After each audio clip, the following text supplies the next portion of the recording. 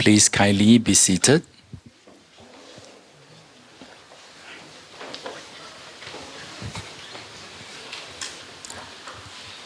Once again, let us quickly gather our thoughts, recollect the kindness of the Triple Jewels and the teacher who gave us teaching. With a full gratitude in heart, let us place our palms together to request Geshe to turn the wheel of Dharma according to the well wishes and capacities of the students. Geshe, kindly give us the teaching.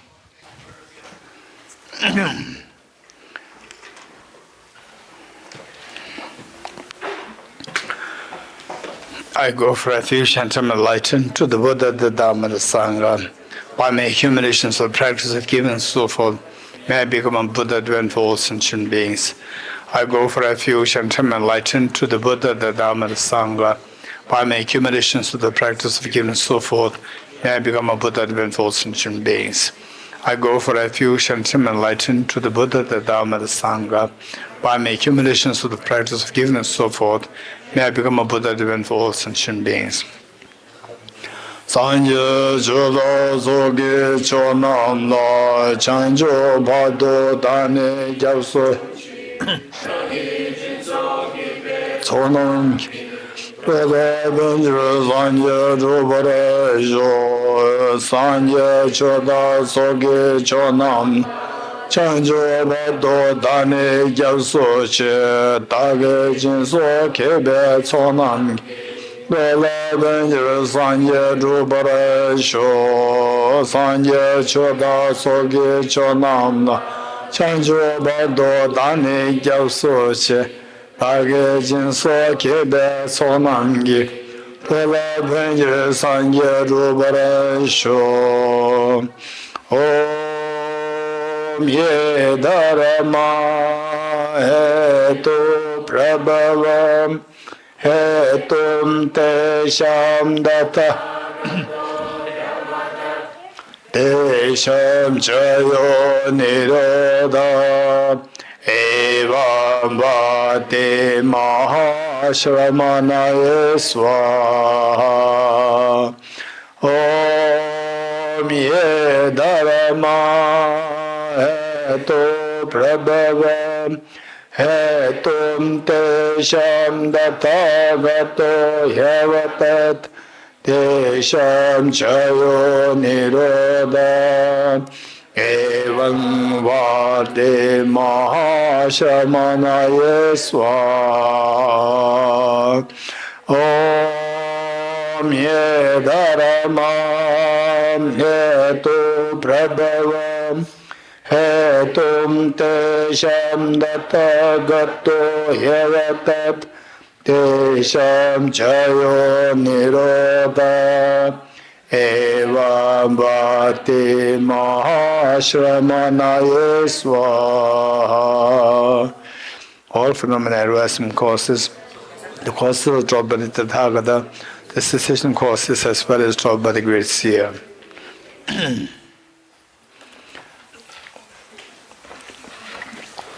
Okay, the handouts are to be distributed to, and some young ones can help.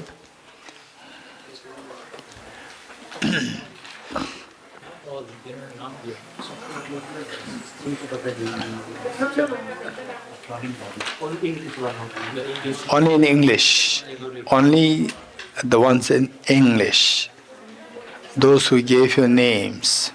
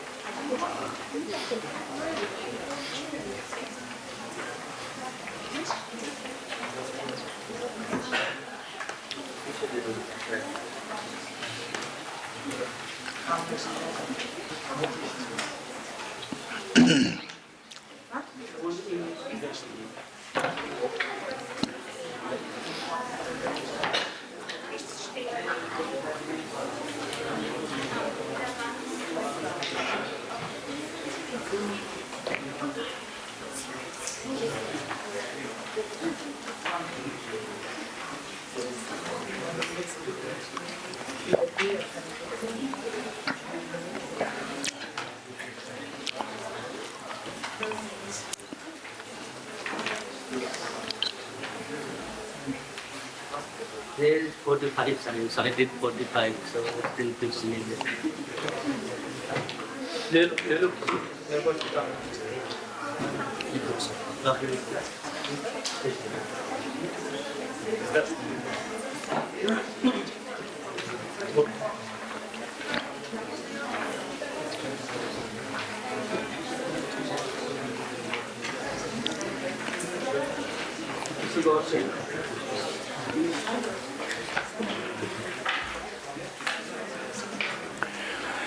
Okay.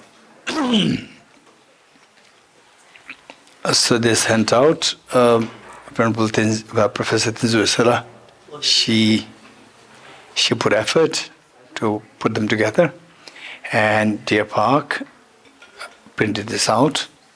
Thank you so much for all those who contributed to this.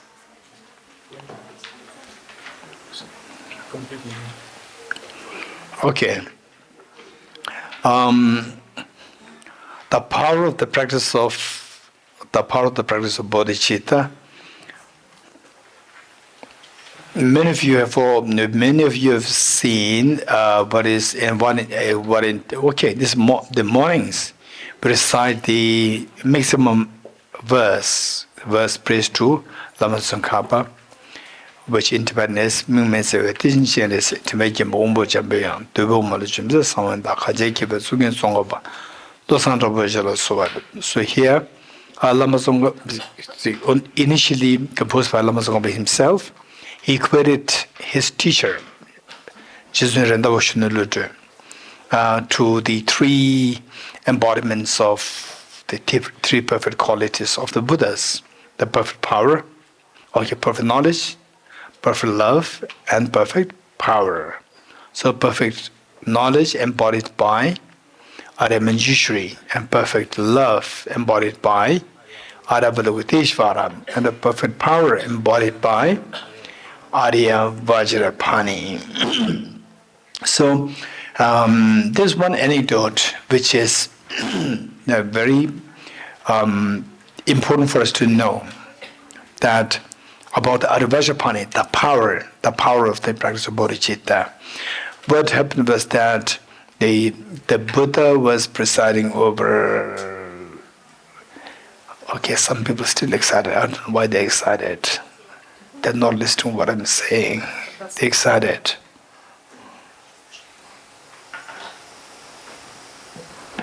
Okay. So what I said is that the Buddha presided over the gathering, and there was either Vajrapani alone with the Buddha, then the is gathering. Vajrapani was there. Then the Mughaliana was there. Then King Ajat Shadru was there. Then Indra, the king of the god and goddesses, was there, and of course others were there. Then the Arya Vajrapani, usually these three bodhisattvas, they are depicted together: Arya Balaguteshvara, Arya Manjushri, and Arya Vajrapani. These two are all usually depicted together to signify the three perfect qualities of the Buddha. And so Arya Vajrapani was also there, and Arya Vajrapani is always depicted with he's always holding Vajra in his hold. Vajra in his hand. What is Vajra? You have seen the Vajra? Vajra bell. Okay. The Arya Vajrapani is always seen as holding Vajra in his hand. Then the King Ajat Shadru, who was the king of that particular empire, King Ajat Shadru, he was curious. So the Arya Vajrapani is always holding Vajra. What is it like? What's it like? He is curious about the Vajra. And the Buddha invited Arya Vajrapani. Vajrapani, put your Vajra on my table. Then Ajvani put the Vajra on the Buddha's table, and the Buddha invited King Ajatashatru. Your Highness King Ajatashatru, please come to pick up the Vajra. So King Ajatashatru was so happy because he was curious what this is like. The Vajra which the Ida Vajrapāṇi is always holding, what is that like? And today the Buddha knew his mind, and Buddha, they invited him to look at what this Vajra is like. So King Ajatashatru it is, for example, let's say, like this. So he started to pick it up like this, and he could not lift it up. He could not lift it. Then he tried to just grab it with full force and could not. With two hands, could not even move the Vajra. So King Ajatashatru. So King Ajatashatru is said to be physically so strong, and he had the air of being the strongest person on the earth. This was his air. And today he could not even move the Vajra. Then King Ajatashatru just gave up, and he invited Indra, Indra, the king of the god and goddesses, who always used Vajra himself. So he was brought, and he did the same thing. He also could not move the Vajra. Then he passed it to Mugliana, because Mugliana is the one, they say, usually you see that Buddha, and on two sides of the Buddha, you see depicted two monks. How many have seen that in a sense? Buddha with the two monks on two sides. So these two monks, who are they, you know, who these two monks are? Shariputra and Mugliana. Shariputra on the right side and Mugliana on the left side. And why these two monks? In fact, to be very honest, it's very interesting. So why these two monks? Because they are the other students of Buddha who are more prominent, more important than two of them. Like, for example, Mahakashyap, the Arhat Mahakashyap, he was the first heir of the Buddha. So Buddha, they identified him, appointed him, Mahakashyap, as the next leader of the Sangha, who took over the Buddha's position. So, okay. So with this, the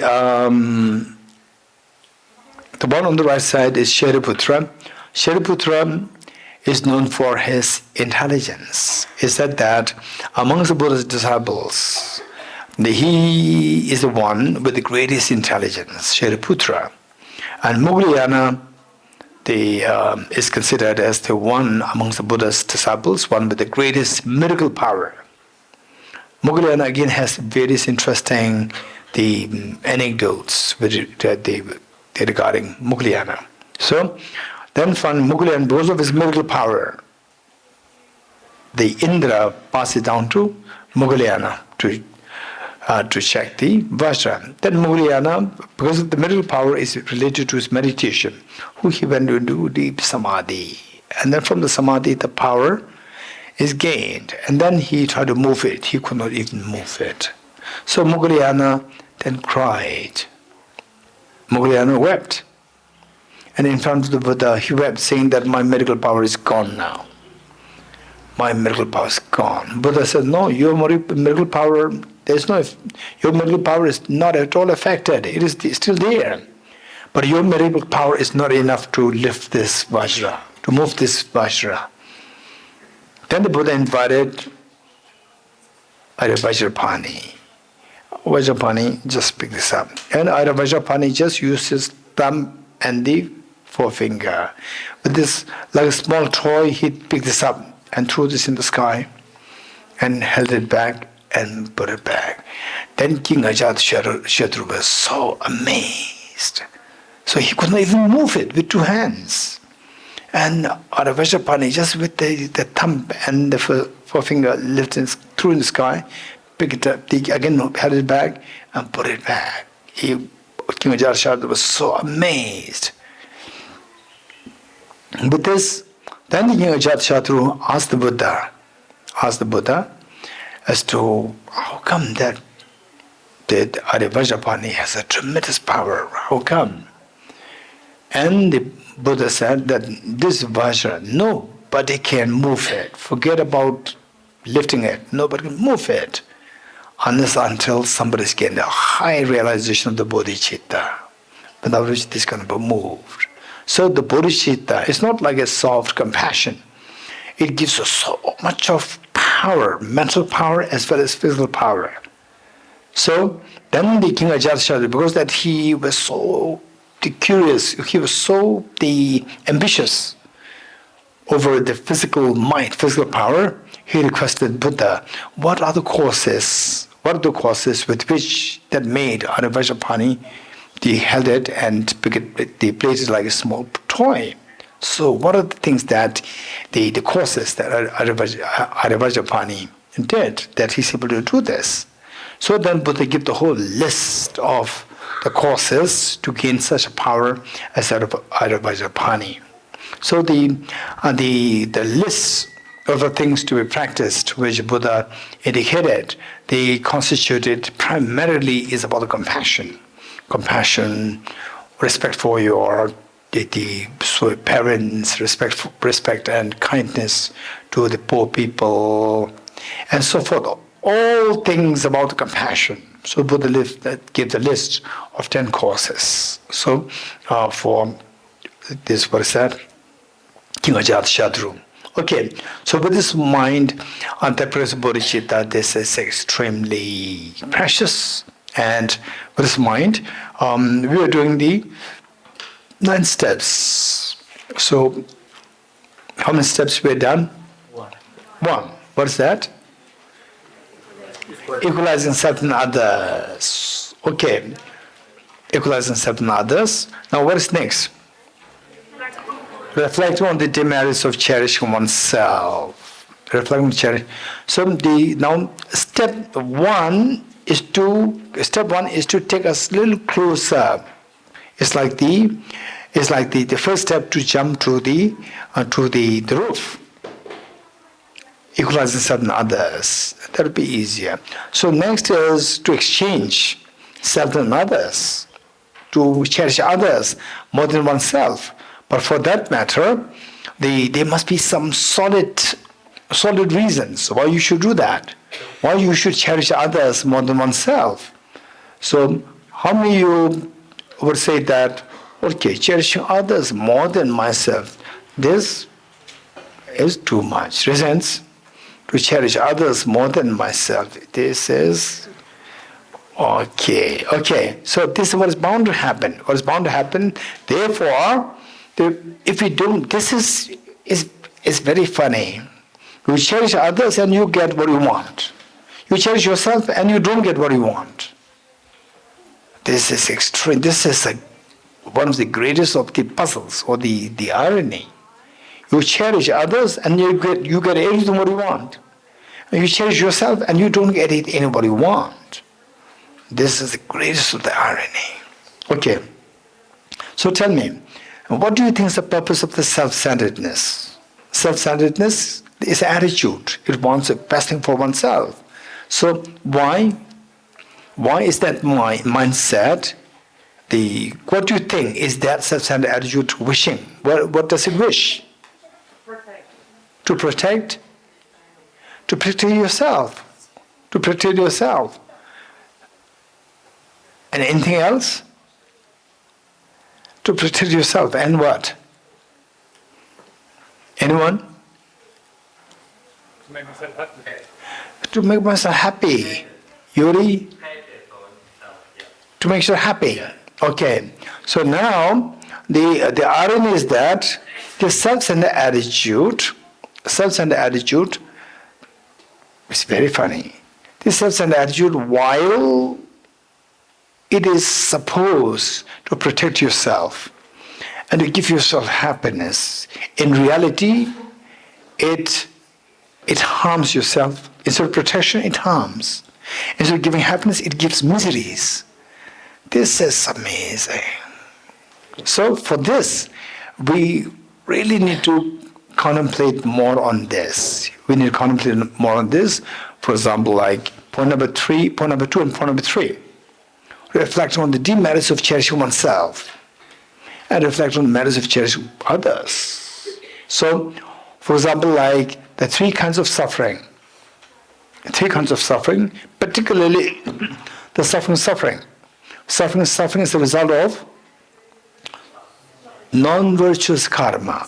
Suffering is because of the non-virtuous karma. Non-virtuous karmas are because of the root, self-grasping ignorance complemented by self-centered attitude.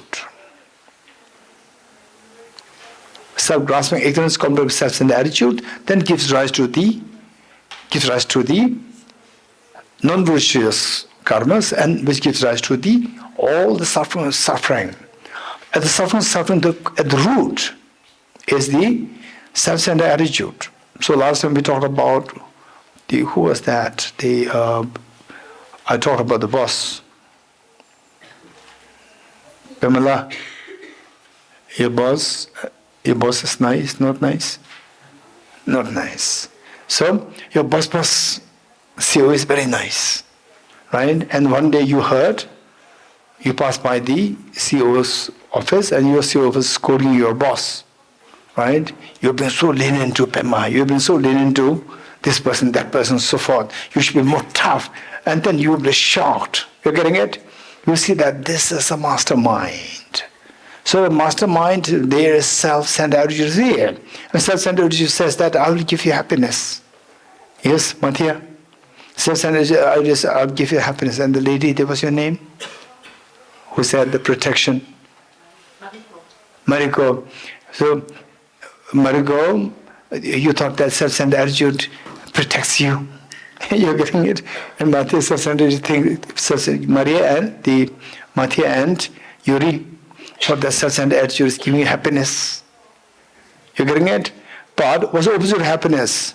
Miseries. At the root of miseries, the mastermind is self-centered attitude. They accompany the self-grasping ignorance. You're getting it? So, this is not really giving happiness. It is not protecting us. It is harming us. So, this is something that we have to contemplate on. The more we contemplate on this, that if you come to know that all these, all the miseries that I go through is because of the causes. And the causes root is self-grasping. And self-grasping, when complemented by self-centered attitude, then negative karmas all manifest. So these 2 things are there. The more we think about this, how self-centered attitude. Meanwhile, the self-centered automatically comes. We are so used to this self-centered attitude. And in reality, that while we are more neutral, we think about these things. When we are in the grip of the self-centered attitude, then we cannot think. So while we are neutral, more in this kind of environment, you can think about it, you can discuss. The moment you go into your own job, and more like a little bit of toxic environment, then the self-centered says, no, I'm there to protect you. You say, no, I'm there to protect you, don't worry, I'm there to protect you. In actuality, this is the one which attracts the root as the mastermind, self-grasping ignorance, with the self-centered attitude, then all the negative karmas are created, and then it brings suffering to you. So that we think more.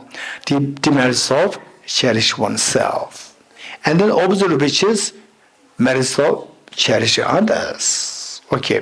For example, say immediate Bodhicitta Shantideva in the book which we're writing, which the text which we're going to read, chapter 8. So there, Bodhicitta Shantideva very clearly indicated that all happiness the world contains, any happiness, for example, like good food or good place or fresh air to breathe, any good thing that you experience should necessarily be the result of the positive karmas, and these are the results of the other cherishing. Other cherishing, never self-centered attitude. So, Bodhicitta Shantideva concluded by saying that all happiness the world contains are derived through cherishing others. All miseries the world contains are derived through cherishing oneself. So this, we should try to get the sense, conviction in this. For example, say, freedom from miseries is nirvana. To attain nirvana, we have to stop all the destructive emotions like anger, ego, attachment. And of course, attachment, there's self-centered attitude. Yes, that's easy. With attachment, self-centered attitude, with which nirvana is impossible. Total stopping the tears of samsara is impossible. And then like what? Anger. Anger, self-centered attitude is there. How many of you agree with me? With anger, self-centered attitude is there. Okay. Some of us may say that, but let's say somebody comes to bully you and you become angry. Somebody says that somebody bullies you and you become angry. This is justified. In the conventional, mundane world, yes, you're right. It's justified. But in actuality, so finally with anger, what are you going to do? Somebody bullies you and you become angry and then you may hit the person. You hit the person without anger also. You hit the person. For example, the parents. Sometimes when the child is naughty, he's a little bit of slap, right? Not necessarily out of anger. Without anger, you will hit it. But with anger, it destroys your virtue. And what gave rise to the anger? Self-centered attitude. So therefore, with all these emotions, destructive emotions, what happens is that underneath there is attachment. What is that? Self-centered attitude. And as outcome, all the miseries ensue. So we think more on these lines, and then you see that the self-centered is very destructive, reflecting on the demerits of cherishing self. And then the opposite of which is reflecting on the merits of cherishing others. To really, to stop the miseries, to stop the tears of samsara, we have to stop all the destructive emotions. Destructive emotions like what? Anger. So, jealousy. Jealousy, do you think that there's self-centered attitude? Obvious. And what are the destructive emotions?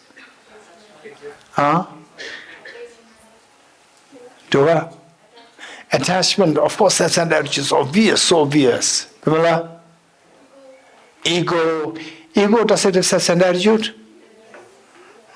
Okay, can anybody do a drum of ego? Ego? Who do you think I am? Who do you think I am? Do you know who I am? You getting it?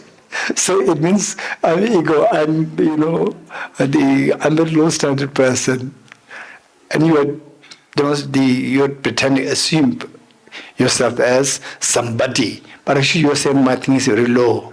Do you know who I am? Oh, you're a very low standard person, thinking very low. Only these low people say, do you know who I am? All right? How do you say you say something like this to me? This ego. Okay. So ego, there's self-centered attitude? Yes, no. So we see that all these destructive emotions is a self-centered attitude. With self-centered attitude, you are cut off from nirvana. So if there's no nirvana, we continue to shed tears. All the shed tears because of the self-centered attitude. Okay. Now the opposite of which, other cherishing mind. With other cherishing mind, all the good qualities happen. So, for example, like His Holiness the Dalai Lama, and some of the world leaders, some are so egoistic, narcissistic, and His Holiness so calm, peaceful, compassionate. So everybody around a narcissistic leader or person, people around, they're scared. People around His Holiness, they're very calm, peaceful. This is the benefit. So everybody wants to see His Holiness. Everybody wants to see His Holiness. Whereas a narcissistic person, nobody wants to see that person. So these are the differences. So we need to think of more of this. And even in your own place, you have to see who are the people who are more, kind person and a very unkind, selfish person. Just check who's happier. Just check. So we see that the kind person is way happier in comparison with the unkind person. Unkind person, they're driven by selfishness. And selfishness, for example, I remember many years ago, in those days, I was reading the physical newspaper every day in the office. So nowadays all news, they're coming on the mobile. So those are, and then the small news clip, we said that there was a boy whose bike, a bus just hit the bike a little bit, and there may be a scratch. And the one who owns the bike, young boy, maybe he was age 22 or something, and he was with his mother. And what he did, he dragged the bus driver and started to hit him. And the mother was telling the son, hit him more. And finally the bus driver was killed. Simply because his bike had a small scratch created by the bus hitting it. And then the boy was behind bars along with the mother. Just see what makes you say, if this boy before the bus hitting it, if the boy was told and the boy and the mother both, somebody tells, okay, if a bus is a bus, hits your car, hits your bike, and there's going to be a scratch, and then you will kill the driver, and then you will end up into behind bars in the prison, and your mother also in the behind bars. Would you do that, or would you rather let the conflict resolve? 100% you will say that I don't want to go behind bars. You can get? So this is what it is. Motorbike is, let's say, maximum is going to be like 40,000, 50,000, 60,000, 1 lakh. Behind bars. Now you have to stay there for like 10, 20 years. 10, 20 years you're going to lose lakhs and lakhs of rupees, because otherwise you can earn that much of money. And then you have to suffer. You have to go through the pain. And you're going to lose all this money which otherwise you're going to make within a span of like 10, 20 years. You're going to lose all this money. Common sense. But when one is in the grip of anger, the sanity disappears. Then the anger takes you over. What is that? Who gives the energy to the anger? Self-centered attitude.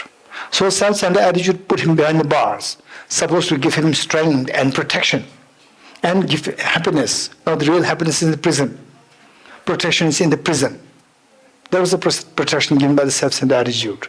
If you think very carefully, we see that every action triggered by self-centered attitude, there is always, you are exposed to the dangers. Your happiness is stripped away from you. So this is the job of self-centered attitude. Think of very seriously.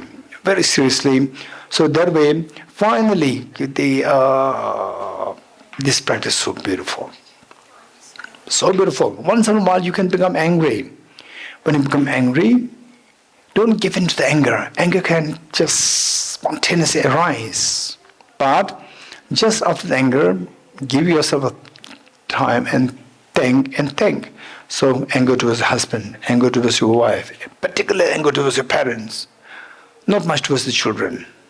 This is, I don't know, what the Charles Darwin said is very true. Parents towards the children, there's so much love. And the children towards their own children is so much love, and parents, no love. Children towards the parents is no love. Because, according to Charles Darwin, the job of your existence is to continue the species. So therefore the children become important. Your parents is just outdated, obsolete, according to Charles Darwin. But for Buddha it's very different. For Buddha, every life is important. Whether you're old or young, it doesn't matter. Every life is important. For Charles Darwin, no. Once you hit 40s, actually he said once you hit like 30s, your job is done. Now you have to leave the world.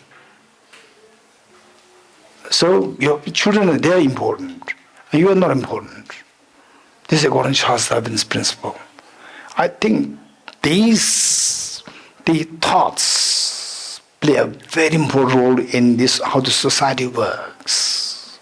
So therefore in Asian culture, there's so much respect according to the parents. So much respect. Now with the modern culture, Asian, Western is becoming much more same. Children take for granted that the parents, whatever they take for granted. And the parents, they do everything for the child. And the child takes for granted. And they shout at the parents, so forth. And the children, they have their own children. Again, what they do to the children is amazing. And they children, they learn from their parents how to treat their parents, from how the parents, they treat their own parents. Very sad. Okay, so what I'm saying is that, so we think more like this, how self-centered attitude is so destructive, it destroys all our happiness. Think of this with case by case. Case by case, take small case and then see how the self-centered attitude is involved. With your own unhappiness, how self-centered attitude is involved. How someone who's very selfish, how that person is suffering.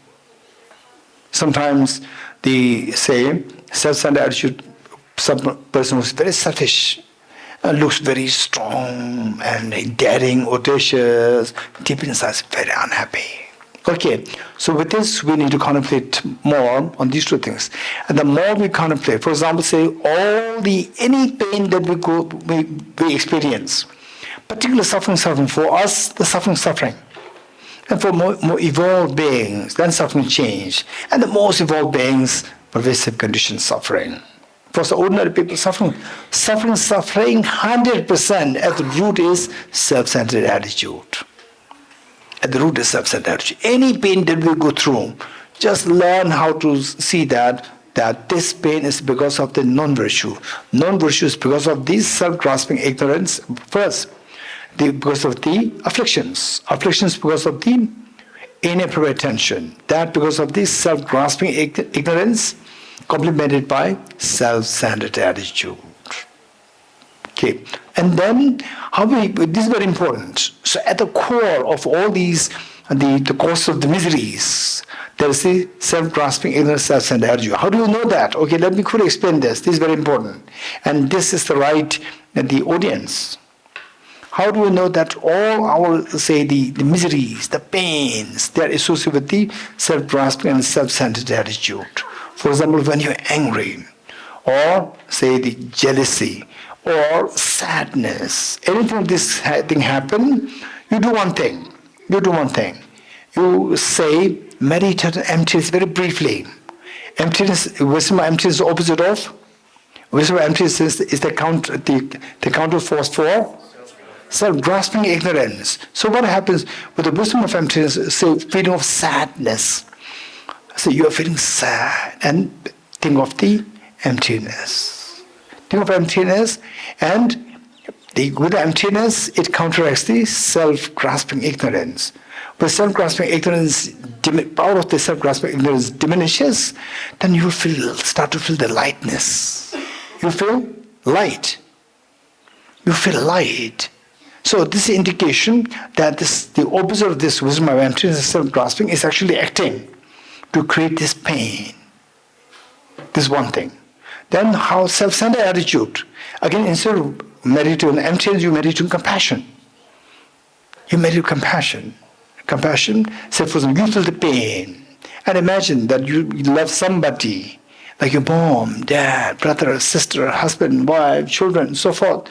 You just imagine that person is feeling the same pain, having the pain, and then you feel compassionate.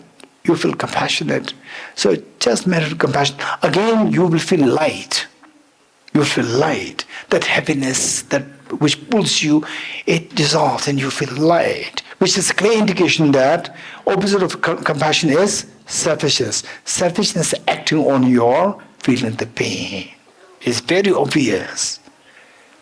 So these are tremendously great practices. So, for example, the single point of meditation, from the anger to single point of meditation, it will not affect you so much. You're getting it? Where your mind is distracted, single point of meditation, it will affect. it'll instantly help you. When your mind is distracted, sometimes say somebody is saying something, another person saying, here's a deadline here, deadline there, and your mind is so disturbed, or so just fluctuating here, there, every sense. Sometimes it happens, and you don't know what to think, but your mind is put here and there. Under such situation, relax. Go to your room, close the door, and sit. Take a deep breath. Just take a deep, forceful breath 7 times, 10 times. Once this is done, then take a gentle breath, normal breath, 10 times, 7 times. Focus on the breath. And then focus on the tiny word dot or count the breath. So it's a gradual process of settling your mind. Because your mind is distracted, when you do that, your mind is focused on the breath. Your mind is pulled from the distractions. Then once with the very forceful taking in and out of the breath, your mind is pulled. The gross mind being pulled here and there is pulled inside. And that is also gross. It's also gross. So that again you have to put it further by gentle breath. Then focus on gentle breath. With this, then focus on the count of the breath. So it becomes subtler, subtler, subtler. It helps. But with anger, this can help. This can help just to pull your mind from the object of anger. But the actual anger is not removed. But with the compassion, you feel the compassion, instantly the power of the anger diminishes. Instantly the power of the anger diminishes, and you feel the light feeling. Likewise, wisdom and emptiness, you meditate, instantly the power of the anger diminishes. So, therefore, these different practices have different effects on you, managing emotions. Finally, to attain nirvana of Buddhahood, your emotions should be managed. To manage the emotions, the single point of meditation, it has its own power to manage the emotions in one way. And bodhicitta, compassion, is a different way of managing the emotions. And self-centeredness, the wisdom of emptiness is different, and impermanent, meditation impermanence is different. They have different effects on the mind to manage your emotions. Okay, good. So, step number 2 and 3, this is the most important, particular thing of all the painful experiences rooted to self-centered attitude, and all the pleasant experiences rooted to the other cherishing. This we have to think more. The more we think about this, every time painful experience comes, it's because of the self-centered attitude. So, if that happens, then gradually, if any pain happens, your mind will turn towards the self-centered as responsible, as the culprit. Okay, so with this then you are ready to move to the next step 4 and 5. Step 4 and 5 combined together. Step 4 and 5 combined together is known as the, in Tibetan, Tong Len practice. In Tibetan is known as Tong Len practice. Tong is to give, and Len is a take, giving and taking, the practice of giving and taking. Step number 4 and 5. Okay. Step 4 and 5. Step 4 and 5 is very important, but unless we are prepared, our mind is prepared by the first 3 steps. If you do the step 4 and 5 directly, sometimes it can have adverse effects. Instead of benefit, it may harm. So therefore, it's greatly advisable that to do the step number 4 and 5 Tonglen practice, we must include step 1, 2, 3. If you are very successful with step 2 and 3, then step 4, 5 will automatically become very effective. Otherwise, if you jump, some people, when they go through difficulties, Then some teachers or some friends will say, do Tonglen practice. You are a Dhamma practitioner, do Tonglen practice. Do Tonglen practice, it can make your problem worse. You getting it? Sometimes. Because Tonglen is take the suffering from others. You're already suffering. You're already suffering. And then you don't want to suffer. And the person says, practice Tonglen, which means take more suffering. And it can make you feel burnout. You're getting it? Or compassion fatigue. You're getting it? Compassion fatigue, burnout. All these things happen because of unskilled practice of the Tonglen. Unskilled practice of Tonglen. And some people, in fact, one boy was going through little depression. And he went to a teacher, and the teacher said that, practice Tonglen. And so before he narrated this to me, I said that, okay, don't say, you can practice, but don't think about impermanence for the time when you go through depression. Don't think about impermanence. Don't think of suffering. And practice compassion is fine. Without practice compassion, Tonglen. Tonglen, do the giving, don't do the taking. I told him, don't do the taking. Taking is the suffering. Giving is very nice. Giving happiness, give happiness. So you feel the happiness. Even the word is happiness. So that resonates the meaning, a happy feeling inside.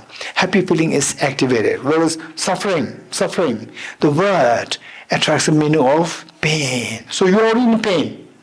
So pain again resonates more. It can make your depression worse. So I told him, then he said that, yes, Geshe, that's right. I went to one of the teachers and he said, practice Tonglen. And I did it, and then my depression became worse. You getting it? So the thing is that you can practice Tonglen, but it must be complemented by the first 3 steps. Without first 3 steps, then the Tonglen Tong is fine, gift is fine, but taking, it can have adverse effect. Then we should be very careful. Okay, so with this in mind, now, if you succeed in first 3 steps, then the Tonglen practice both are very effective. So how to do that? So we did step 2 and 3, a reflection of the merits of self-cherishing, reflecting the merits of cherishing others. 2, 3, why Tonglen has to be added? It is like the physiotherapy. For example, your arms is locked up like this for 1 month in the plaster. In the plaster, how many had that experience with hands? Arms in plaster. Okay. Pangaji and Sergi. Anyone else? Here. Reason. And Lily Daman. Anyone else? Here. Okay, so Payal, your hand locked up like this, and then for how long? 1 month, 2 months? 3 months. Okay, let's say 2 months or 3 months. 3 months, when the plaster is removed, then hand is stiff. Then you do physiotherapy. So what is physiotherapy? You do like this? No, it starts like this. You're getting it? Gradually, because, so what is this? The stiffness there. Likewise, our mind is stiff. Our mind is stiff with the self-centered attitude. Mind has become stiff with the self-centered attitude. Now you do physiotherapy. Physiotherapy, right? Giving happiness, taking suffering of others, giving happiness, taking suffering of others. With this, compassion, loving kindness. Compassion, loving kindness, underneath that is other cherishing. Without other cherishing, kindness and compassion will not happen. You agree? Without other cherishing, compassion is not possible. You agree? Without other cherishing, loving kindness is not possible. So therefore, this is a physiotherapy of your mind. Your mind has become stiff by the self-centered attitude. So with these 2 exercises, then, so the first 2, step number 2 and 3, it is more like the theory. Now you have to actually do the physiotherapy of the mind to make the rigidity, stiffness be relaxed. So do it give you happiness, take your suffering. So by doing so, then gradually the mind, the stiffness is removed. Okay, so how to do this? The first, what is number 4? Taking the suffering of others with the emphasis on compassion. Okay, so taking the suffering of others with emphasis on compassion. Now look, Dejin is so excited, I don't know today. Earlier she used to be so attentive, now she's so excited, I don't know. What happens? Okay, so taking the suffering of others with emphasis on compassion. Taking the suffering of others with emphasis on compassion. So there are so many ways of doing this practice. Right? It's not that what we are doing is correct and what other teachers who teach you slightly differently, they are wrong. This is not the case. Everything is perfect as long as there's a benefit in you, that your other cherishing is increasing and your compassion is increasing and your self-centered attitude is diminishing. It's perfect. Okay. So what we do is that the taking suffering of others, suffering to be taken. Suffering, how many sufferings are there? 3 kinds of suffering. 3 kinds of suffering. First you take the suffering. How do you do this? As you breathe in. As you breathe in, imagine that the suffering of others, suffering of others, for example, are people who are sick, people who are dying, and people who are bullied, any kind of suffering, for example, the victims in the hands of the terrorists, and the poor animals in the KFC, and the poor animals in the slaughterhouses. So anyone who's suffering, small children, and in the wilderness, how all the deers and small animals, they have to always live in fear. Even the big animals, also they have to live in fear. Everybody has to live in fear in the forest. Not even a single animal is spared. Big animals, they face the threat of, they cannot go on their own. If they go on their own, small animals in pack, they can just eat you up, finish. Small animals in pack, they can eat you up. So even the bigger animals, they have to go in group. Like the lion pride of the lions. They go in a group. Singly you go, 20, 30, 40 hyenas will come and eat you up, finish. And hyenas will be eaten by the lions. Lions eaten by the hyenas. Everyone has to live in fear. Everyone, not even a single one is spared. Everyone has to live. It's very scary. If you take birth day like this, and how many times we've already taken birth like this? How many times we've already taken birth like this? And the crocodiles are eaten by the lions. Lions are eaten by the crocodiles. Okay, so just think of all these forms. And then as you breathe in through, just imagine, through the left nostril, all the pains are sucked up in the form of extremely dirty, corrosive, acidic water, like a stream gushing through your left nostril, enter, and go through your left nostril and get to the heart. And at the heart, imagine that self-centered attitude is there with us. Yes, it is the self-centered attitude and self-grasping. These two are there since time immemorial till today, in a relaxed state, right? You say that this person is not allowing me to do my Dhamma practice. What is Dhamma practice? Right? This person is not allowing me to do the Dhamma. How dare you stop? How dare you? You don't know that I'm meditating. You're getting it? Who's talking? You're not talking. Your self-centered is talking. Right? To discourage you, to make your meditation least effective. And you think that self-centered is protecting you. Okay, so with this, as you breathe in, just all the suffering the beings are going through, you can think of individually the people who you know kind of suffering. You heard about from the news that people are suffering in this place, that place, war zones and so forth. Think of these and take the suffering of each one of them in the form of the dirty water gushing through your left nostril. And then it goes through your heart, and the heart, self-centered attitude and self-grasping, they are just chilling out. And suddenly this dirty, very corrosive, acidic water comes, and it eats up, it eats up this self-centered attitude. And then and sometimes you can also think, if you think like this, your biological heart along with the self-centered attitude is eaten up. When you think of that, you feel a little eerie, like this. If that happens, your self-centered attitude is attacked.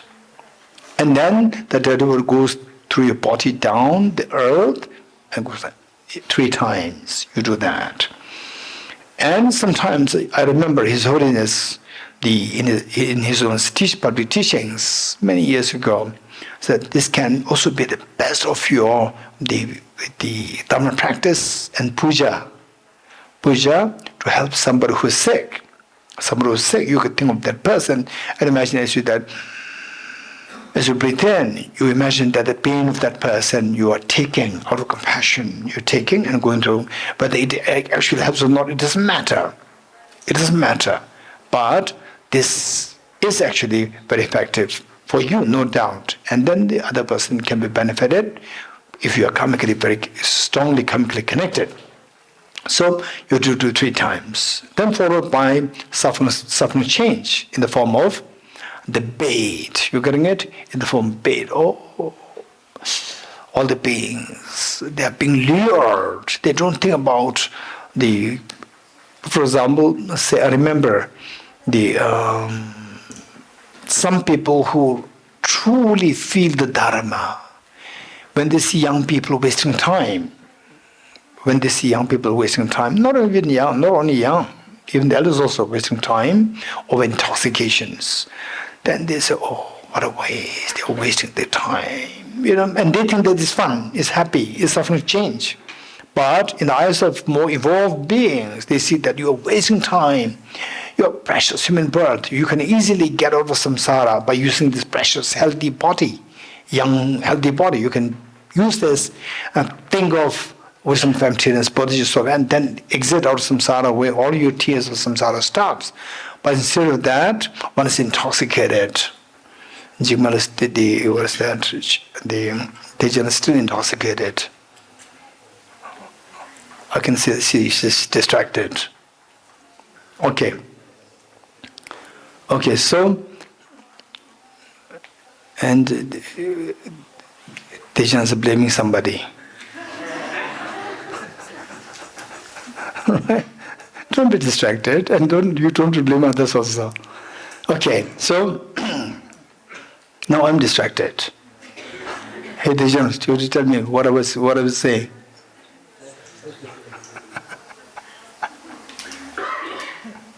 Okay, what I was saying is that taking suffering others, suffering to change in the form of bait. So the bait is just stealing your time, stealing my time, stealing your time, so that otherwise this time can be used to make you exit out of samsara. Now this is stealing our time. And stealing, and not only stealing time, and it is skillfully putting you into suffering. Yes? Skillfully pulling you into suffering. Okay, there are so many interesting stories. Okay, I don't want to go into these stories. Many of you already know the stories, right? So painful stories there, so painful. There's a father and the little girl, the daughter. Very painful. And the father and mother, they were divorced. And in between, there's a daughter. And the father had the right to, be with the daughter for some amount of time in a week. And the daughter was already indoctrinated brainwashed by the mother. And the father was so loving, so caring. And the video was captured in the video camera. And it was during the COVID time, and the father was talking to the daughter through online. There was a time that the father can talk by, by the decision of the judge or the court. And he was talking to it, and the daughter was so badly brainwashed by the mother. And the father was talking to her, and the father was so positive. How are you? And she said, I'm fine. And so when you're free, the people, I'll take you to this place. I don't want to go. So negative. And look at the pain of the father. So, and it was because of this split between the couple, the split. When two of them first come together, it's not that, okay, we'll split after 2 years, right? No, it's not like this. It will be forever, right? My soulmate. And finally, soulmate becomes like this. And then in between, the child suffers. And in between, the pain, so much of pain. So what I'm saying is that these are the realities. And these realities at the base is say either the karma triggered by the self-centered attitude in the past, or immediately the self-centered attitude gives rise to anger. With anger you say anything, and then the other person feels so offended and divorce. And you regret. So usually when people come to me and complain about somebody else, of course, he said this, she said this, very nasty things. I said that, I take for granted. I said, what did you tell? What did you say? First you have to check it. What did you say? You will not report to what you said. You said something nasty. And how can I accept? You're stupid. And the other person, how will you say that? Yes, sir, I'm stupid. You are nice. Who will say this? You're stupid. And then you go to your boss saying that, she said that I'm stupid. He said I'm stupid. What did you say? So this is two ways. It's not one-way traffic. It's two-way traffic. So that way, this way, okay, going back to the point, you take this suffering change in the form of the bait, how the bait deceives us, and then bait does two things. What are two things the bait does? One, that it steals your time, and number two, it skillfully drags you into suffering, and then tears. You're getting it? And my father used to tell me, how many times I had to shed tears. I so vividly remember, because I love my father so much. Because at 5, I lost my mom, and the next person to whom I love the most is my dad. And then, in the absence of my mom, then dad becomes a figure of my tremendous affection. And any word he said, it rings so clearly in my mind, even today. Because I loved him so much. He said so many times in my life, how many times I had to shed tears, he said. So from this I can conjecture that all the parents, they go through these problems. And you know the stories of your own parents. You know your own stories also. So with this, the point is that think of these, and then see when the self-centered attitude is involved. So the suffering change is a bait. Bait should have two things. What is that? The first one? Okay, that's a function of that. Otherwise, the bait, as in nature, the bait should be delicious. And behind that, there's hope. Okay. Do I make sure that the experience will feel that? I'm getting it? Don't fall prey to the bait. Okay. So that is nature. Now what's a function? Two functions. One, steal your time, steal your precious time, which otherwise can be used to make you be free, liberated, where all the tears of samsara can start. And that time is stolen. Number two, and drags you, skillfully drags you into suffering. You're getting it? Okay, they're funny stories. Can I share? Yes. Sure? Yes. All the boys, girls know? Chimala, yes? Are you sure? I'm not. You have to listen to me with taking your own risk.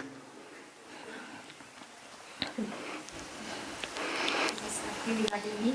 Okay. Huh? Is it something regarding me? No. Don't worry. Huh? Are you sure? No.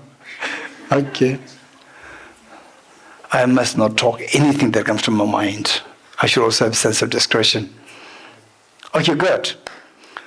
Suffering change. And then we take the pervasive conditioned suffering in the form of the mastermind of all these miseries. You're getting it 3 times. Okay. Okay, shall we do that? Together. Now sit properly.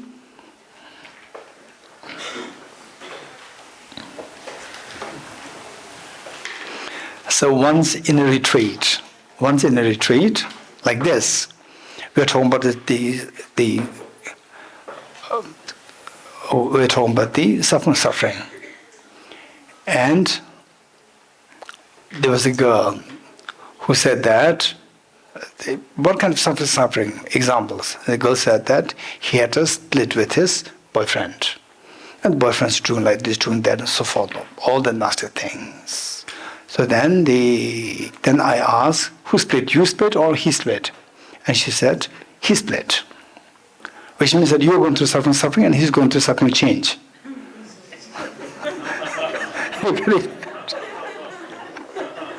If you split means you're going to suffering change and he's going through suffering. Okay, ready? Good. Okay, first, taking the suffering of others with emphasis on compassion. Just think of any specific suffering. For example, so broadly speaking, like the victims in the hands of the terrorists whose throats could be slit, or the poor animals in the KFC. How many millions of chickens in a day is killed? So that it is very sad. Very sad. It's totally unjust. Very sad. And then the underground. How many little boys, girls, they are suffering in the hands of these terribly the cruel people, criminals. And how many people are dying in the war zones. Just think of all these, how many animals in the hotels, they're being killed just for the food, the fish, the crab, the sea animals. Okay. And people in the hospital, how many of them are suffering? Just later, just keep switching from one to the next, to the next, to the next, and to make it very comprehensive eventually with respect to your practice. Okay, for the time being, just think of something which is so prominent to you as a pain, and imagine that you are taking this 3 times. As you breathe in, these pains are taken in the form of a very dirty, the water gushing through your acidic, dirty water gushing through your left nostril and entering and at the heart. Then it eases up self-centered attitude, otherwise staying so in a relaxed state, and along the heart is eaten up, and then as you breathe out, it goes down, the whole water goes down, self-centered attitude is removed, goes down the earth and down. Again, you do the same thing 3 times. Ready?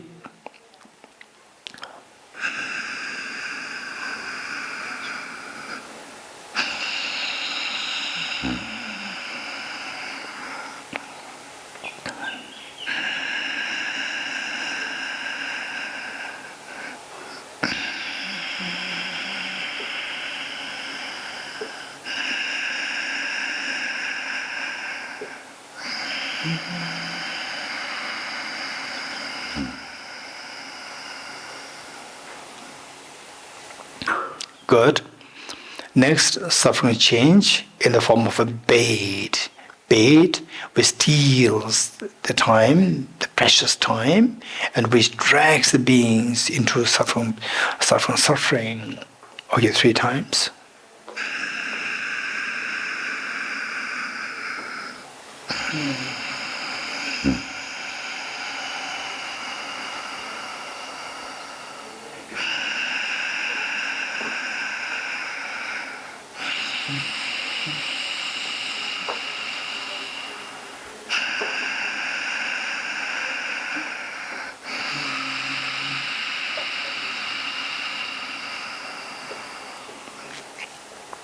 Good. Finally, the pervasive conditioned suffering, particularly in the form of self-grasping ignorance, creating the illusion of things, created a dream, and then you become the so vulnerable with lack of freedom. But the dream decides your way of thinking. Like the dream ghost created, dream tigers, dream lions, and the dream loss of the parents and so forth, and then you go through the problem. This all because of the dream created by the self-grasping ignorance of other sentient beings. Take that 3 times.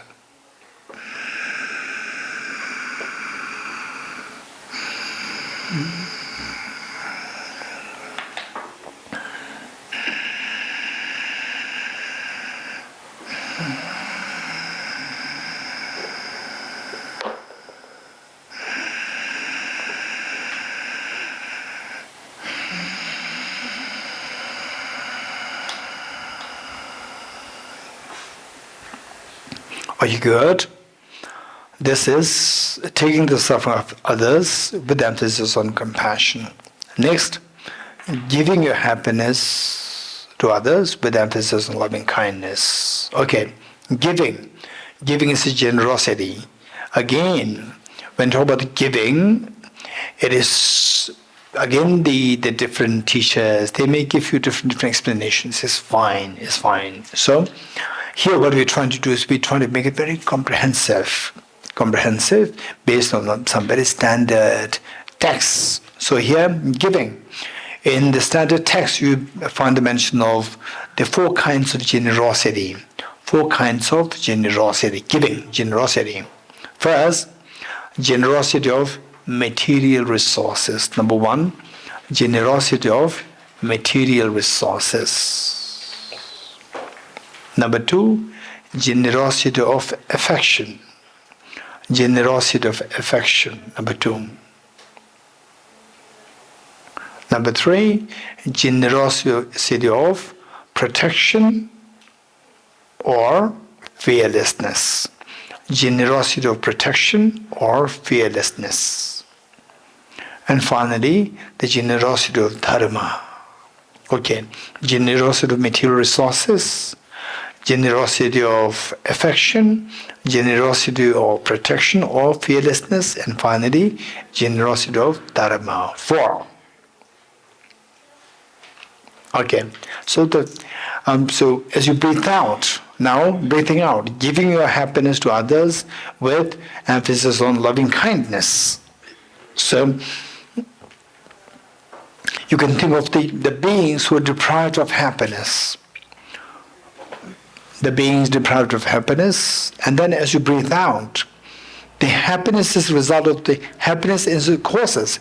Happiness is the result of virtues. So the virtues that you have, the good things that you have, like material resources, affection, and the power to protect others, and the dharma, the dharma advice, or the teachings that you share. Okay, this is what we are sharing. The first, the generosity of material resources. Imagine the beings who are deprived of medical resources, deprived of food, deprived of houses, deprived of the facilities. Think of that, and as you breathe out. So imagine that your virtues, the good things that you have, they go through your right nostril in the form of white nectar, white light, white nectar flow through your right nostril, and the mere touch with the beings, they turn into material resources, whatever the beings require, like medical resources, food, shelter, or the space, or anything, the material resources they require, the white lights and the nectars, they transform into these, and they get the benefit, and they feel so happy. They get the joy and happiness. So, and do it 3 times. But ready?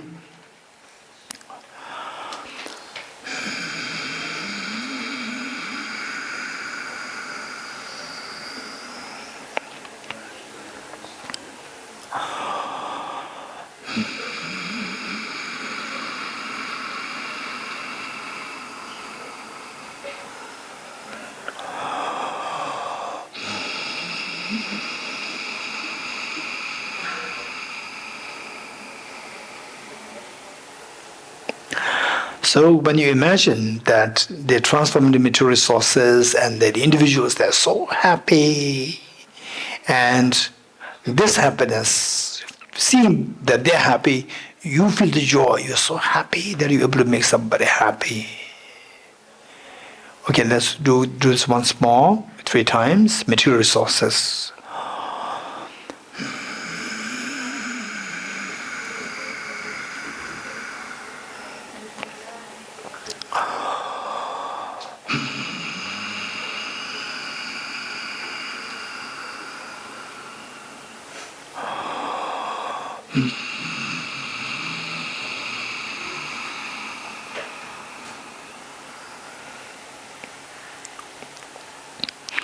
Okay, good. Next is giving the affection. And many people who go through low phase of their life, depression, sadness, loneliness, hopelessness, and so forth. So there, one element which is common to all is the lack of affection. Lack of affection.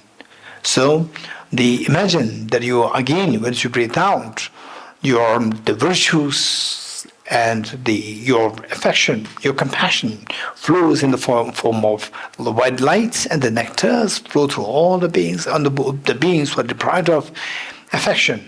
The mere touch with the beings, they manifest in the form of Buddhas, Bodhisattvas, Avalokiteshvara, Manjushri, Tara, Vajrapani, and so forth. They manifest in these forms, His Holiness the Dalai Lamas. And you're also there. You also, not only that, the Buddhas, Bodhisattvas, but you also there. And then imagine that with these people, with these animals, who may not be able to talk, and then you sit there, you just caress them, letting the person or the animal feel your affection. And then for the human beings, you just listen to their grievances. The Buddhas, Bodhisattvas, they listen to the grievances of this individual person. Who will listen to the grievances? Only somebody who loves you. So the person can feel the healing, simply because you are listening to them and you are giving the counseling. And that, don't worry, I'm there. Why should you worry? I'm there. Give this assurance. Buddhas, Bodhisattvas giving assurance to these beings, to animals, human beings, so forth, and they feel so healed. Okay, 3 times.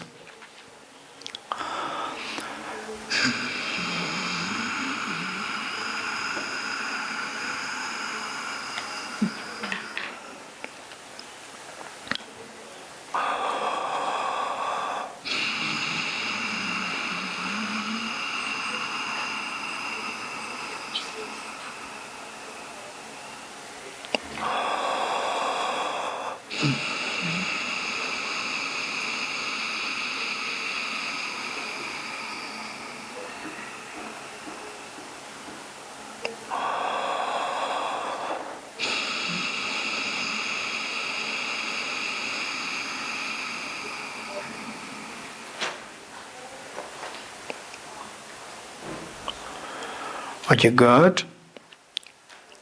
What is next? Giving protection, giving fearlessness. So think of anything of such things where the victims are in hands of the terrorists, and the slaughter about to be slit. And imagine that you go there, your nectar flow and nectar manifest in the form of yourself being there. Yourself being there, and you talk to the terrorist. Okay, I'll pay the ransom and release this person. And imagine that is released, and the person meets with the parents, with the family members, so happy, and the culprit also, the terrorist also feeling your affection, and he's also transformed. Just think of these. And likewise, say the poor animals in the KFC, imagine that you go there, buy these poor animals, release them in the sanctuary, and these poor animals are so happy to be with their own, the family and other poor chickens, they're so happy. And likewise, those people who otherwise come into so much negative karma, because this negative karma, they will enter into KFC next time. When they're born, those who eat, they also go into this. Just imagine that their mind changes by doing this. Likewise, the poor animals in the 5-star hotel, in the big water tank, the poor crabs, big crabs, the big fish, they just pick up like this and take to the kitchen, and then the legs, broken, and put into the hot oil. So, but many cannot do that. If you can do like this. Tell the chef that I will buy this, release this. So today, don't kill this. I'll buy this, and then no. Somebody has to go there, because they are to serve my guest. And then you said that if you really have to kill somebody, then put me there.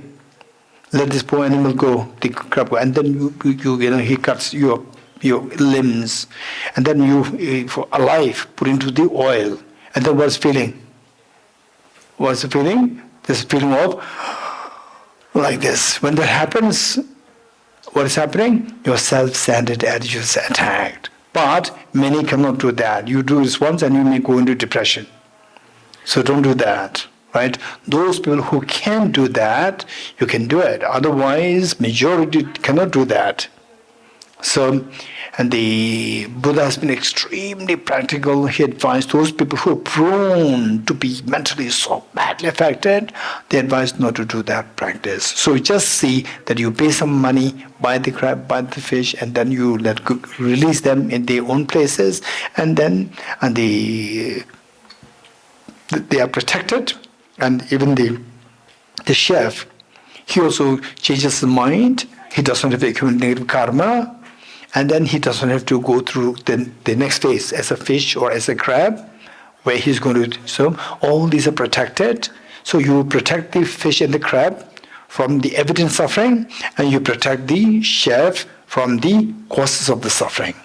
You getting it? Okay, 3 times.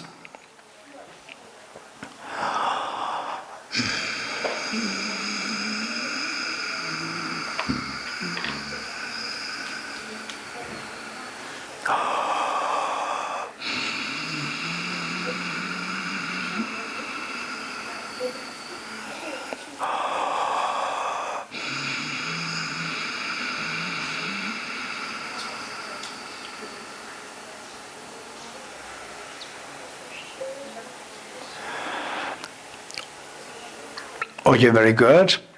So finally, what's next? Generosity of dharma. Thank you. Generosity of dharma. So giving dharma, okay, what I'm sharing with you is quite comprehensive, simply because what we're doing is slightly different from what other teachers are doing, other people are doing. Doesn't mean that others are wrong, ours one is correct, ours one is wrong, others correct. Don't think like this. Try to, in the first place, finally there should be benefit within you. Your mind should be transformed. So whichever way it helps you to transform mind, do that. And you can also have the synchrony of the two. Synchrony. You have the combination of the two together, various things, whatever makes it most effective for you to bring about a change within mind. Your compassion increases. That is good. Okay. So meanwhile, let's say with all these practices, look, there's an element of compassion. And being non-veg is quite a complicated thing. Being non-veg is quite a complicated thing. And then so I would say that, but I am, to be very honest, I'm not an aggressive vegetarian promoter. I'm not. You getting it? I don't believe in aggressively promoting vegetarian. I'm not an aggressive vegetarian promoter because we can't expect everybody to be vegetarian. We cannot expect that. You getting it? Number one. And then finally, your job is to help all sentient beings. All sentient beings? All sentient beings means some, for example, in my life, there are many people connected with me in my life. For some, how I have to help them is to smile and then done. My job is done. Give a smile and the person feels happy, Geshe has smiled at me. And the person leaves. That is the share of the Dharma. You getting it? And some of my relatives, nephews, nieces, small ones, and therefore them my share of Dharma giving them is the chocolate. Don't teach emptiness. Don't teach emptiness to these. Right? They expect chocolate from you, take the chocolate, finish. That is the share of connection. You getting it? For some, somebody sings a song. You appreciate, very good. And he's happy. That is the connection. Done. You getting it? I have a question about Tibet chicken. Я немножко непонятно, когда грязная вода доходит до сердечной чакры, там себелюбие, да, уничтожает себелюбие, а потом Шила сказал, уходит вниз. Вот, вода, которая уходит вниз, она должна быть уже чистой или грязной, и она куда уходит? Из тела уходит в землю там, или вообще полностью растворяется. Вот мне вот этот момент непонятен. И вот когда хотя в воду, когда выходит из тела или как, немножко непонятно конец. Venerable Geshe-la, I have a question with regards to the step 4, taking the suffering of others with the emphasis of compassion. When we visualize dirty water enters our heart center where self-centered attitude resting in the peaceful state, and after that's removed, then you explained that this water goes down. So this one I'm not too clear how to do that. Do we need to visualize that as already cleaned water? And where does it go? It is just dissolves or it goes to the ground? So I'm not too clear what happens after the dirty water kills our self-centered attitude. Okay, very good, and thank you. So it goes through from the heart, very dirty, it goes down, and then through your legs, go down, and feet, underground, go down, and finish, and then don't worry where it goes. Once it goes down, the earth is good enough. Yes. Okay, good. So with this, vegetarianism, I'm just touching this area because they say, I tell people, I hope, but I think like this, that if chicken grows like potato, it does not have life. Since my 20s, I tell people, if chicken grows in as potatoes with no life, I said that every day I will have chicken. Every day, morning, evening, afternoon, I will not be tired. I'll enjoy chicken tandoori. You getting it? Chicken, what is chicken legs? Right? If it grows like potatoes, no life, I will always have chicken all the time. But this is not reality. For 5 minutes of your tongue to make the tongue happy, right? You are separating life, exterminating life. This is very unfair, very unfair. I'm not an aggressive promoter of vegetarianism, but we have to know these facts. This is my take. So therefore, with people who we are connected, some of them say that, Geshe, after you talking about vegetarianism, then I stopped cooking meat in my house. I still eat from outside. I said, that's amazing. I really appreciate it. Right? Oh, you're so bad. Still you're eating. No. You are, when you say that, you are pushing this person, you are not appreciating the person doing something virtue. 10% virtue is so good. From 0% go to 10%, so precious, you appreciate it. A baby, if he says A for apple, you getting it? Baby says A for apple, congratulate. Don't say that, what A for apple? Go for Shakespeare in English. Don't say that. Appreciate a baby. A for apple. You getting it? Or before A for apple is abacada. What abacada? Do Shakespeare in English. Don't say that. Abacada is very good. But in class 10, still abacada. This is wrong. You're getting it? Class 10, class 12, still abacada, A for apple. That's too much. Then you can scold. Otherwise, there's different phases. One, just imagine how somebody grows. Somebody says that, Geshe, because of your talk, they say, I'm deeply, I deeply felt something. So I stopped the eating, say, the chicken. The red meat I eat, I stopped eating. Even this is amazing. Congratulate it. Even this is amazing. And some say that, Geshe, now I stopped eating, and they take meat only once in a week. Otherwise, every day I take. There's again another step taken. Amazing, congratulations. And some say, Geshe, I'm sorry, I cannot stop meat at all. But I truly appreciate others who turn to vegetarianism. Even that is amazing. You're appreciating. You acknowledge that what you're doing is not perfect. It's wrong. Even that is amazing. So therefore, what I'm saying, from here, if there's anybody, who you feel like taking some steps, I truly, whatever step, 10%, 20%, 5%, to 80%, whatever step that you take, I really appreciate it. I truly appreciate it. Finally, our job is to stop the tears of samsara for yourself, for your own well-being. And these consequences are very serious. That you eat KFC today, and next life you will enter into KFC yourself. It's very scary. So therefore, these are things that we need to take note of. Okay, good. Next is the generosity of dharma. And dharma, again we see that we're trying to make it very comprehensive.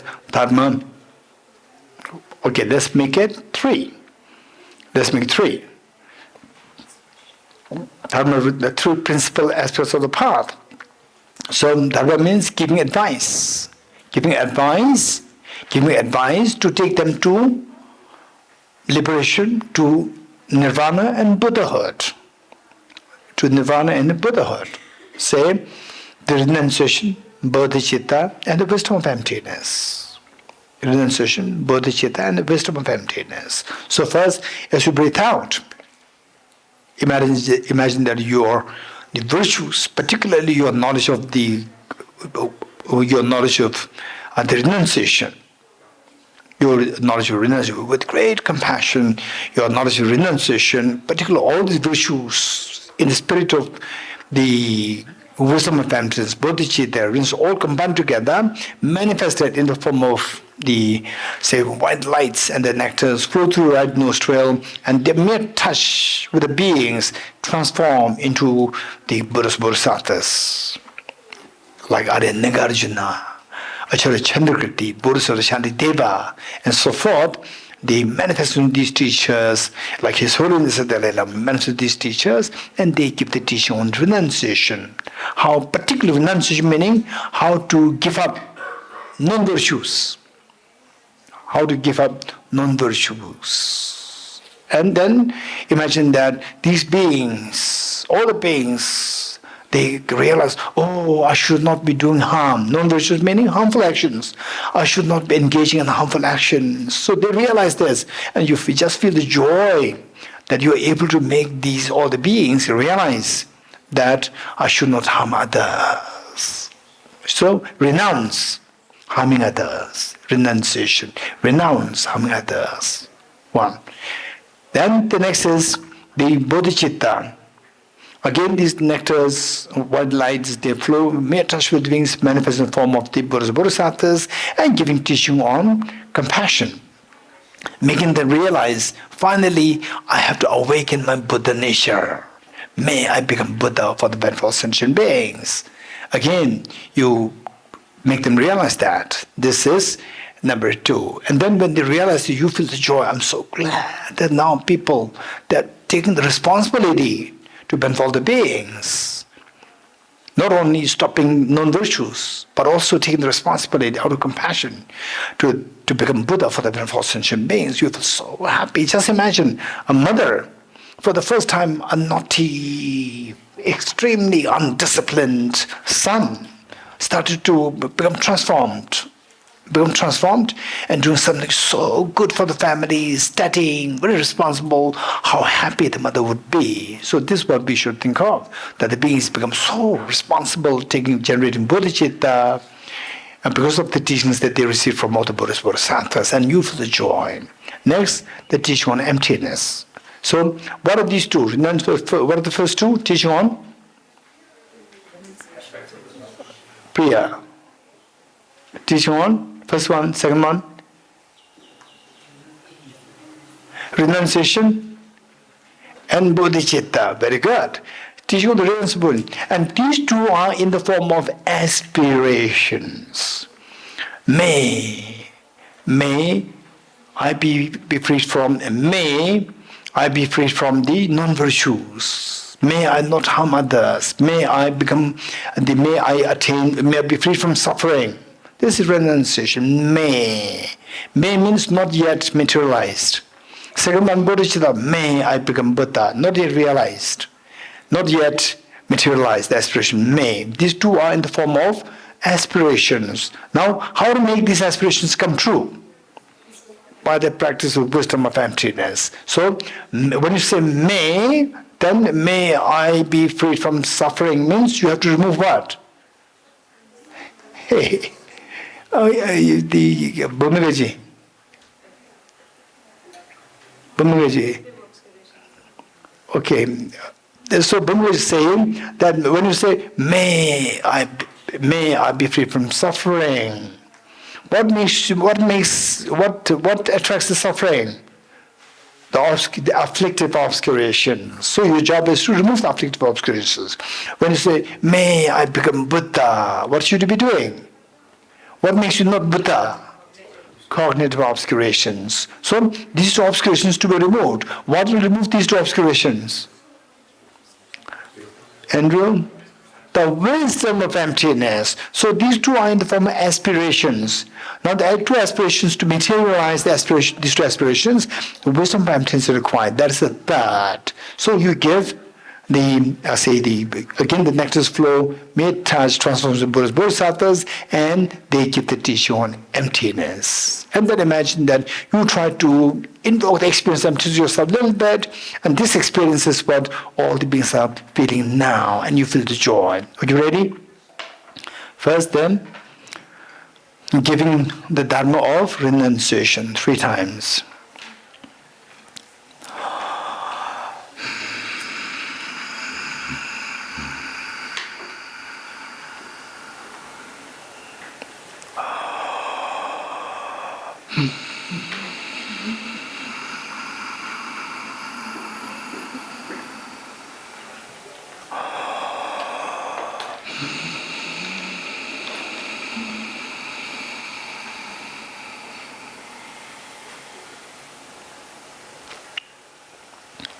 Next, the Dharma of the Bodhicitta.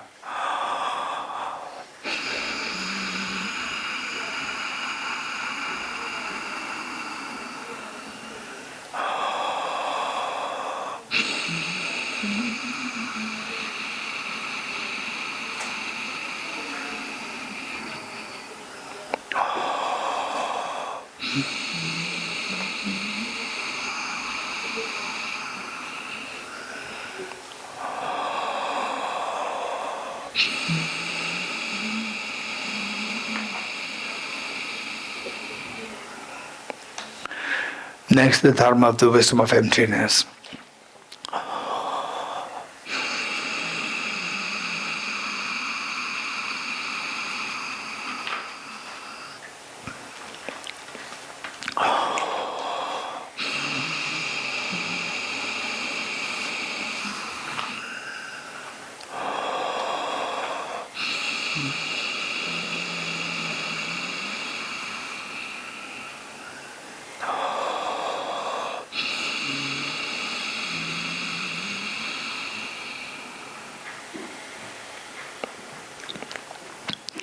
Okay, very good. So with this we finish the, yes. Why taking is only through the left nostril? Okay, so basically, yes, you're just asking why taking from left nostril and giving from your right nostril. Okay, so basically there are many things. For example, we say the father on the two sides, one not in the front right away. Father and mother on the two sides, one not in the front. Front is better, right? So we have to make some standard. Oftentimes there's a reason. Specific reasons are there, but sometimes we have to make standard. If you don't make a standard, right, so then one not from the tip of the nose, from the ear, then one not from cheek. So all these people think is very funny things are there. So you have to make some standard for the original. When somebody wants to realize, we don't really require like this, no need. Right? Actually, we can just meditate in Bodhicitta directly. We don't need to go through all these processes. And this is to make some standard for the common people like us. Okay, that is number 5 done. Okay, number 6 is easy. Number 6 is, what is that? Okay, I'll ask this girl. Dijala. What is number 6? Okay, yes, Maxim. Шестой шаг, собственно, замена себя на других.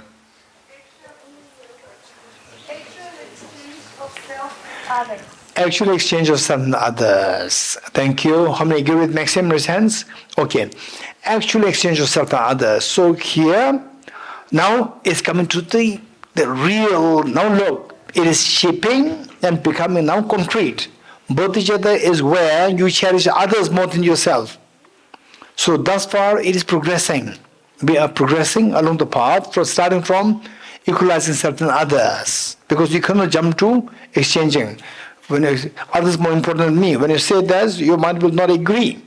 So we have to start from something which is closer to you, which is equalizing self and others. From there you go demerit for self-cherishing, merit for other-cherishing. Then you do the physiotherapy of the mind, giving, taking. So you are ready now.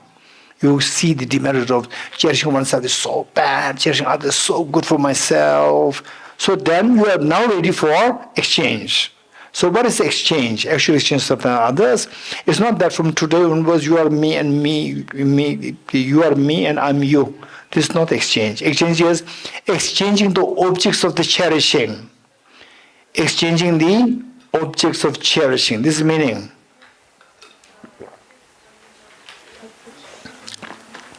So thus far, we have been cherishing what? The self. Now the object of cherishing should move from the self to the other.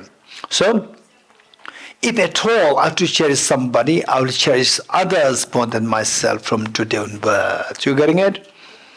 Because cherishing others brings all happiness to me. I feel the greatest happiness. My miseries are gone. My misery is moved. My happiness is instilled. And if at all I have to be indifferent to somebody, henceforth I've been indifferent to others. Now, if at all I have to be indifferent, I'll be indifferent to myself than to others. You're getting it? Changing the object of the being indifferent and cherishing others. Cherishing. So object of cherishing thus far, the object is me. I cherish myself. Henceforth, I cherish others more than myself. Thus far, I've been indifferent towards others. Now I'll be indifferent towards myself than to others. So this is not possible right from the beginning.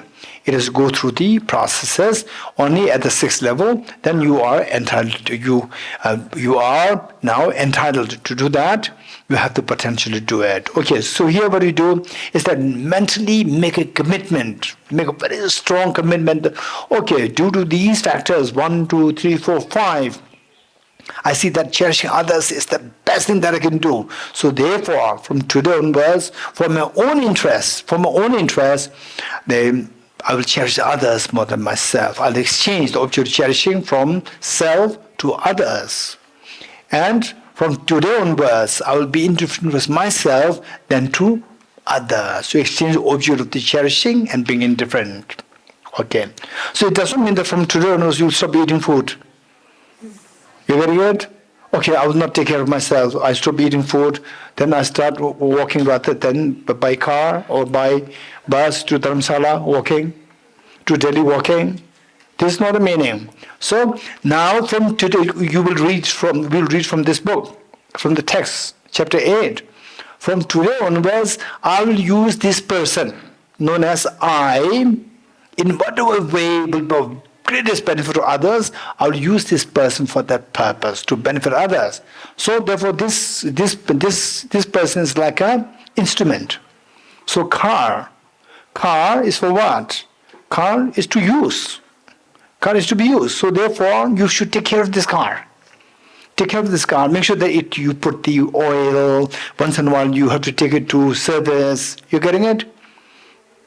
So this body becomes like this self becomes like a car, like an instrument for you to benefit others. So take care of this so that you can use this maximum to benefit others. It doesn't mean that neglect yourself. And meanwhile, what happens is that, meanwhile, what happens is that thus far we see that, he's talking about other cherishing, compassion, so forth, but eventually it's for yourself, for my own benefit. Yes, we start like this. Why? The great Tibetan master, they said that Buddha uses the spear of the ego to kill ego. Let me repeat it. Buddha uses the spear of ego to kill ego. Right? What do you want? I want the greatest happiness. If you want the greatest happiness, cherish others. You're getting it? So His Holiness says, if you want happiness for yourself, practice compassion. If you want happiness for others, practice compassion. This is the wisdom. You're getting it? Then gradually at a certain level of the practice, not just intellectual. Intellectual is very important. Then through practice, a certain level, you reach a certain level, then you do not feel any fear, because self-cherishing associated with that is a fear. I may not be protected, I may suffer. That fear all gone. Then your wish to help others becomes so pure, with no expectation return. It'll happen at a certain level. We have to start from like this. Start from, for my own benefit I have to practice compassion. From own benefit I have to practice bodhicitta. This is how we start. And when you reach a certain level, then you say that finally in my life, benefit others, this is the best thing to be done. Right? Benefit myself is so stupid, is so silly. You will feel that. Okay, that will come to us at a later stage. So, step 6 done. What is step 7? A special recollection of the kindness of others. Okay, with this, we have now said step 7. 7 step. 7 is very important, then 8, 9 will be easier. Okay, we'll stop here. Tawge tuje shage riso chon shenge meto dege bonjo sege lembo tabo jebe ko shaye yebo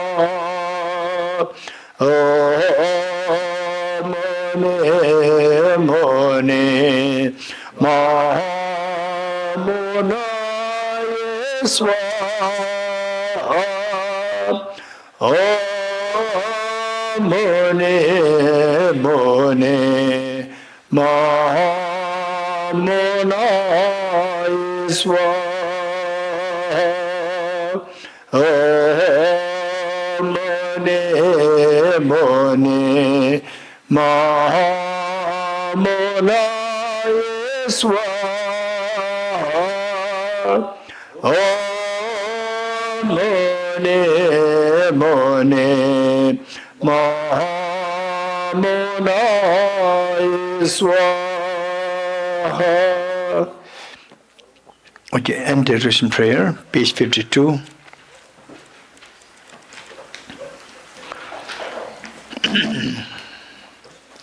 I dedicate the marriage thus gathered, towards the realization that is in the prayers of Buddhas and Bodhisattvas of the free times, and to the upholding of the doctrine, scripture, and insight. May in all lives, through the for this merit, never separate from the four wheels of the Mahayana vehicle, and accomplish all the stages of the path, renunciation, Bodhicitta, perfect in the two stages. From my two collections, vast space that have amassed from working with effort at this practice for a great length of time, may I become the chief leading Buddha for all those whose minds blinded by ignorance. Okay, tonight, meaning at 6 o'clock, we have the teaching, continuation teaching on the meditation, and for the NCC, Tibet course, online course. So anybody who wants to join, feel free to join.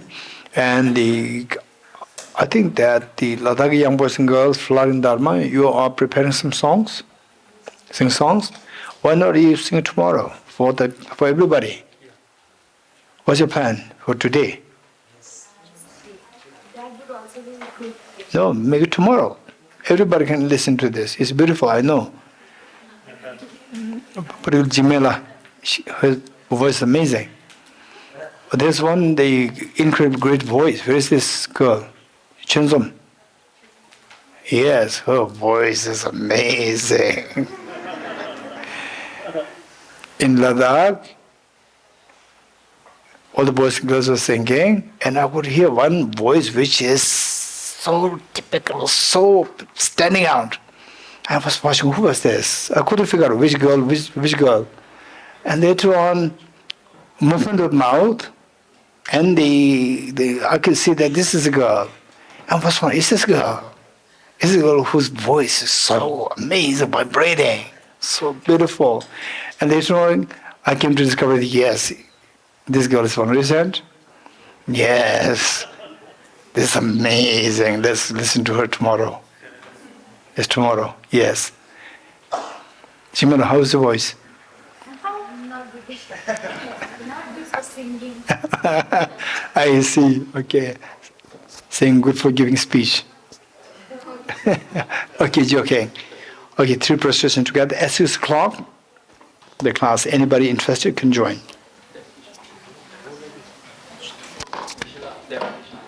Sing me the phrases. Sing only the phrases. We don't need yes.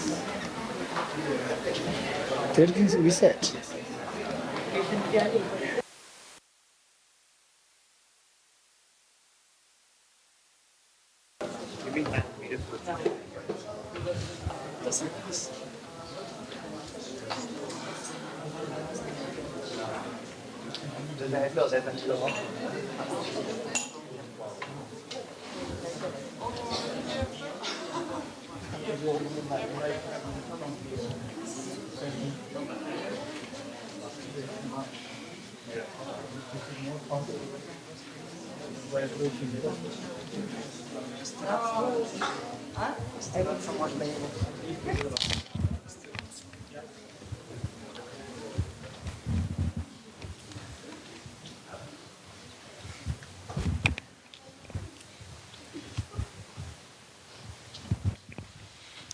Om Muni Muni Maha Munaye Swaha. Om